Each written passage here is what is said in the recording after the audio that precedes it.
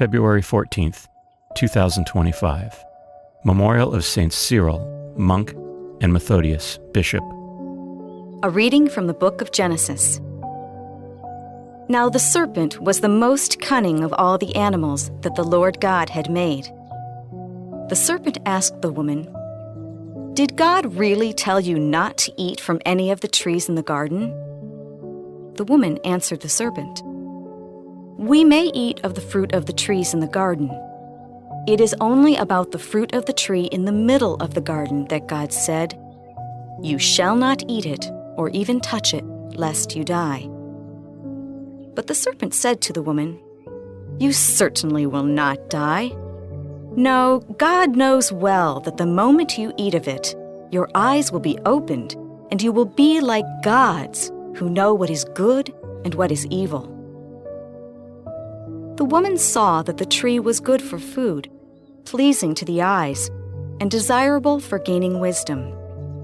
So she took some of its fruit and ate it. And she also gave some to her husband who was with her, and he ate it.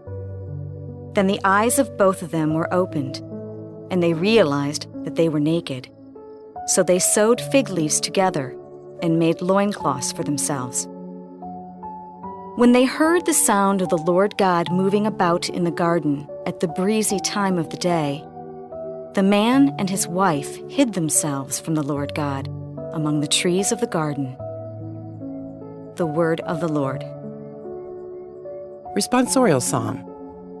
The response is, "Blessed are those whose sins are forgiven. Blessed is he whose fault is taken away, whose sin is covered. Blessed the man to whom the Lord imputes not guilt, in whose spirit there is no guile. Blessed are those whose sins are forgiven." Then I acknowledged my sin to you. My guilt I covered not. I said, "I confess my faults to the Lord," and you took away the guilt of my sin. Blessed are those whose sins are forgiven. For this shall every faithful man pray to you in time of stress. Though deep waters overflow, they shall not reach him. Blessed are those whose sins are forgiven. You are my shelter. From distress you will preserve me. With glad cries of freedom, you will ring me round.